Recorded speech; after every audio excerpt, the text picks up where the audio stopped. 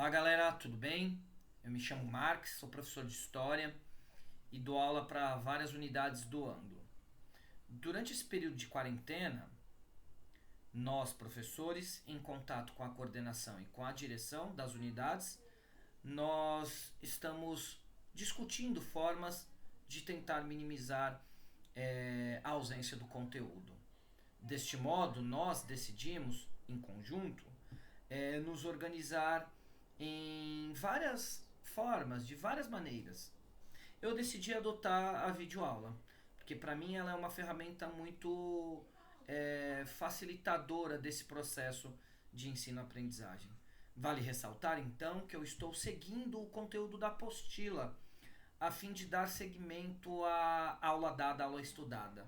Deste modo, eu acredito que vocês, alunos, ao término de cada aula, por gentileza, façam os exercícios da tarefa mínima e busquem, pelo plural, resolver os exercícios também da tarefa complementar.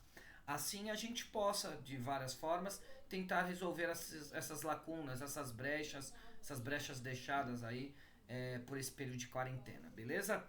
Então, essa aula, ela não é só para os alunos do primeiro ano do ensino médio, mas ela também pode ser adotada pelos alunos do terceiro ano, como revisão, e para a galera do cursinho também, da frente de geral, como revisão, beleza? Então vamos lá. Então essa aula ela vai discutir o mundo grego, a formação do mundo grego e as suas características, suas consequências. Para que possamos mergulhar no mundo grego, eu gosto de abrir um breve parênteses e resgatar alguns elementos do Oriente, em particular das civilizações e dos povos que viveram ali na região do qual a gente chama de Mesopotâmia, a fim de entender que a formação do mundo grego ela não se dará de forma isolada, mas ela é fruto dos conflitos sociais, políticos e econômicos que estouraram na Mesopotâmia. Assim, de certa forma, o que respingou na Mesopotâmia, em parte no norte da África, observando principalmente a comunidade, a civilização egípcia, vai respingar aqui no mundo grego de forma mais, entre aspas, democrática. Assim, a gente pode atribuir e, evidentemente, afirmar que o mundo grego se dá num conglomerado de informações que emanam do Oriente Médio, beleza? Deste modo, então, eu começo a formação ou o curso sobre Grécia discutindo a questão da formação geográfica, da ocupação ali e das dificuldades. A localização geográfica da Grécia é a Península Balcânica. Está atualmente localizada no sul da Europa. A Península Balcânica ela apresentará algumas dificuldades que justificarão lá no futuro, por exemplo, a necessidade dos gregos viajarem veementemente em buscarem colônias, matérias-primas e mão de obra fora da sua própria região, da sua localidade. A Península Balcânica apresenta para os gregos e os vários povos que habitaram ali o mundo grego algumas dificuldades, em particular o relevo montanhoso, o solo pedregoso e o litoral recortado são elementos que justificam, em particular, a organização da Grécia em cidades-estados. Então, essa questão geográfica é um elemento para que a gente possa, então, entender a formação das cidades-estados. Diferentemente do que nós vimos em aulas as semanas que antecederam a ascensão do coronavírus, percebemos que na Mesopotâmia e na civilização egípcia, os rios contribuíram diretamente para a formação dessa sociedade, para o desenvolvimento político, econômico e social. Então, de certa forma, os rios contribuíram para o apogeu econômico dessas civilizações. Na Península Balcânica, no mundo grego, nós não teremos essa mesma facilidade, né? Então não são civilizações hídricas, né, ou hidráulicas. Não haverá aqui sociedade de regadio. Aqui a Península Balcânica apresentada com essas características, relevo montanhoso, solo pedregoso e litoral recortado, farão dos povos que se assentaram ali, povos que necessitam veementemente buscarem fora dessas condições elementos para retomar aí o desenvolvimento e estabelecimento da sua sociedade.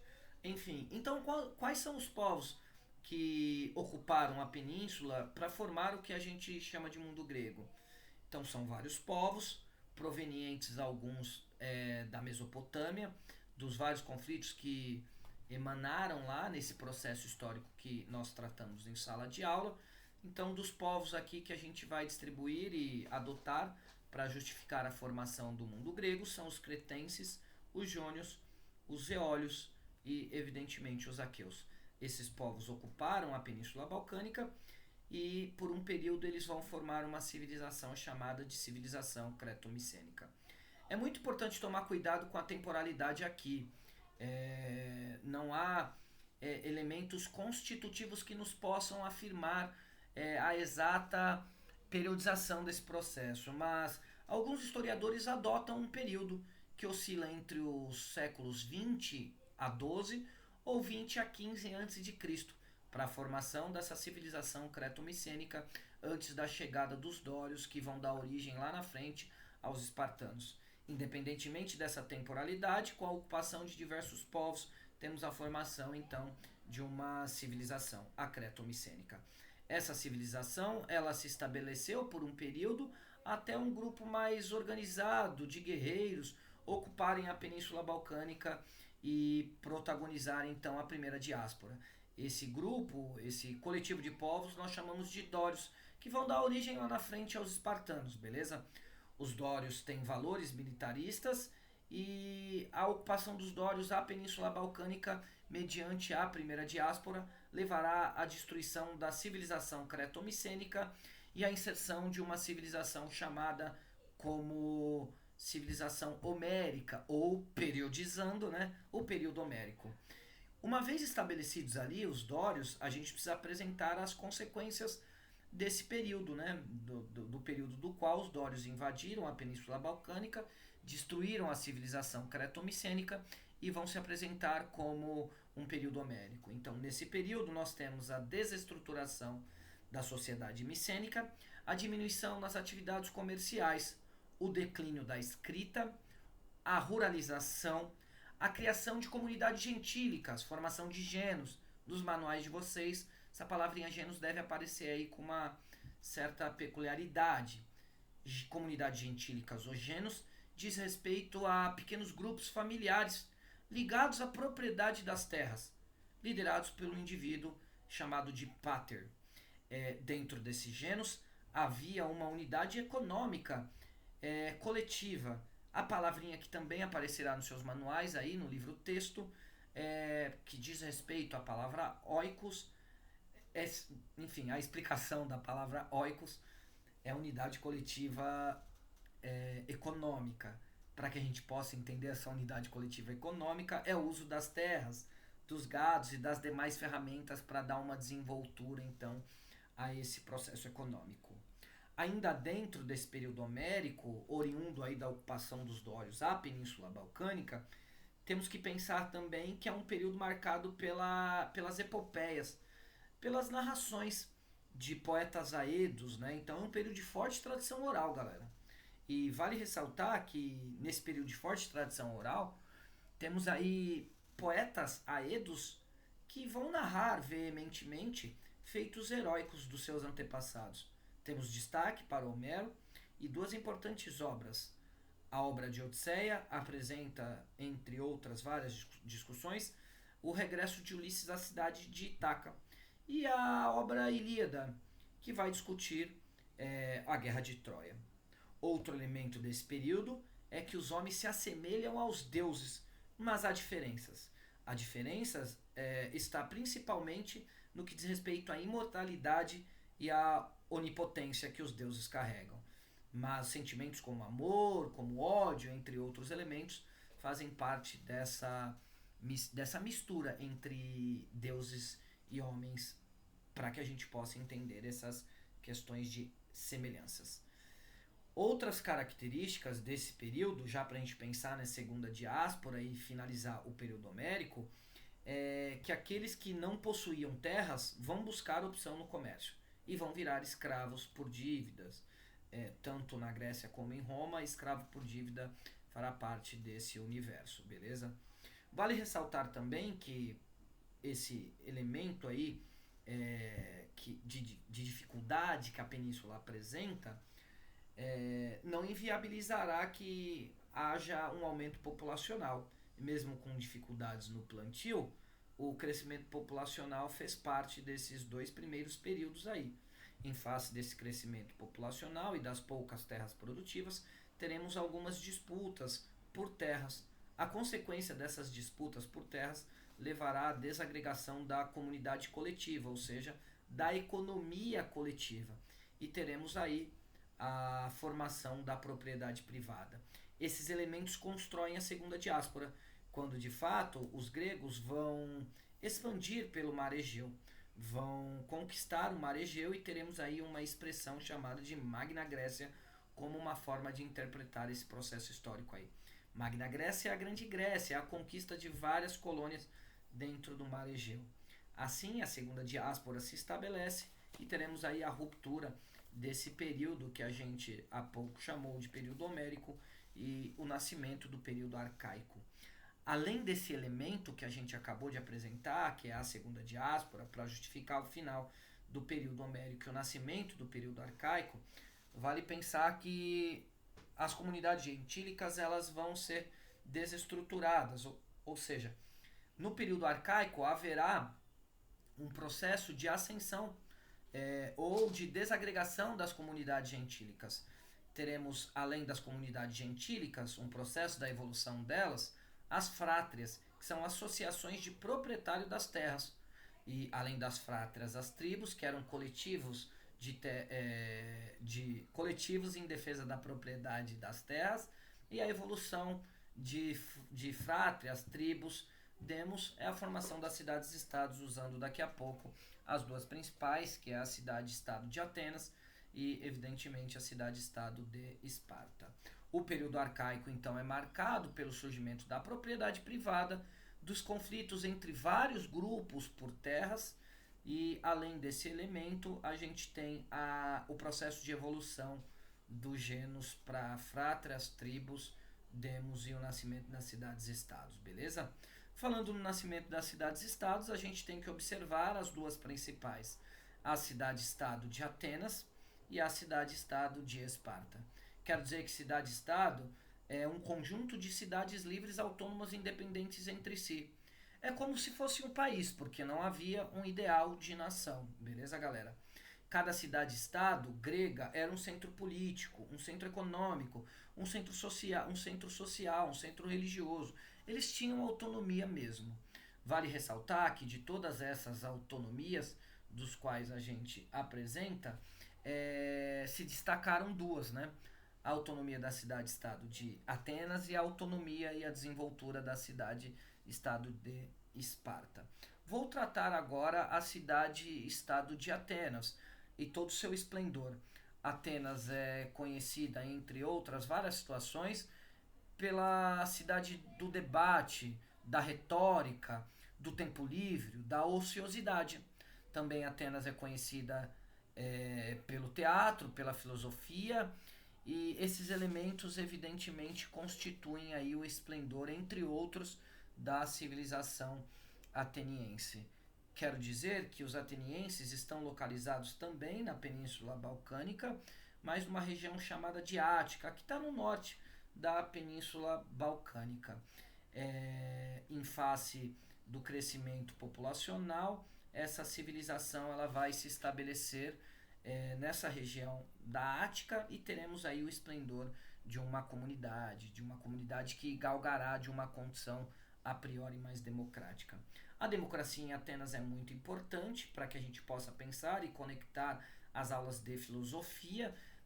Os atenienses, os gregos atenienses, usavam as praças públicas, as ágoras, para discutirem elementos do seu cotidiano, e esses elementos eles contribuíram de várias formas para que a gente possa entender então que os gregos de Atenas são mais flexíveis politicamente falando do que os camaradas próximo a eles, que são os espartanos. Então o diálogo fazia parte do cotidiano da civilização ateniense. Portanto, é muito importante a gente tentar divergir aí dos entre os elementos que diferenciam, perdão, no que diz respeito à própria participação ideológica e política, há elementos que diferenciam os gregos de Atenas dos elementos que diferenciam os espartanos. Em Atenas, o debate, o diálogo nas ágoras fazia parte do cotidiano. Em Esparta, a gente vai perceber daqui a pouco, os espartanos, entre outros vários elementos que a gente vai compreender aqui, eles eram lacônicos. Laconismo, eles evitavam debate.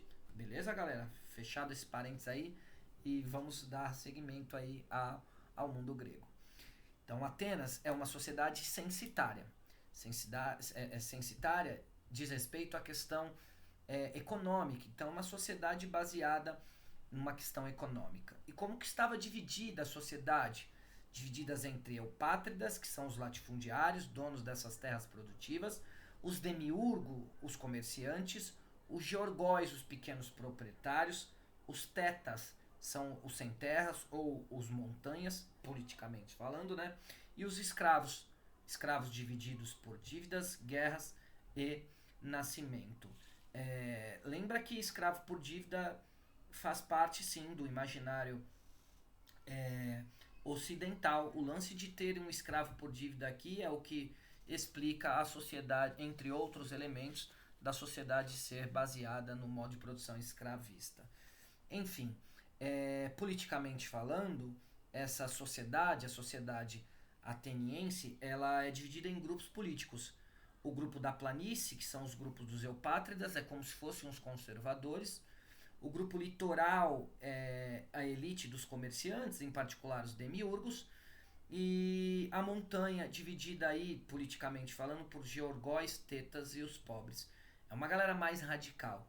Então, Atenas terá uma evolução política, um processo político de monarquia, oligarquia e democracia. Então, eu estou discutindo os elementos da construção da cidade-estado de Atenas. Apresentei que a sociedade é censitária, dividida em eupátridas, demiurgos, georgóis, tetas e os escravos. Temos aí, politicamente falando, partidos que defendem ideais de coletivos, né, que fazem parte desse cotidiano grego da cidade-estado de Atenas, planície, que são os eupátridas, o litoral, que é composto pela elite dos comerciantes, e montanhas divididos em georgóis, tetas e os pobres. Então, esses elementos nos faz pensar que em Atenas haverá um processo de evolução da monarquia para a oligarquia e para a democracia, beleza? A organização política ateniense está dividida em 3 elementos: a bulé, que é o conselho das leis, a eclésia, que é a assembleia popular, e o eliel, que é a área judiciária, né? Participar desses elementos, o critério da participação é por renda. É óbvio, né, galera, que ocorrerá nesse universo uma série de disputas, né, políticas e revoltas sociais, porque boa parte da população que não goza de privilégios não podem participar aí das instâncias políticas. Para minimizar, então, as revoltas sociais em Atenas, aparece a figura de alguns legisladores, alguns indivíduos que passam a olhar a estrutura política de Atenas e propor métodos democráticos.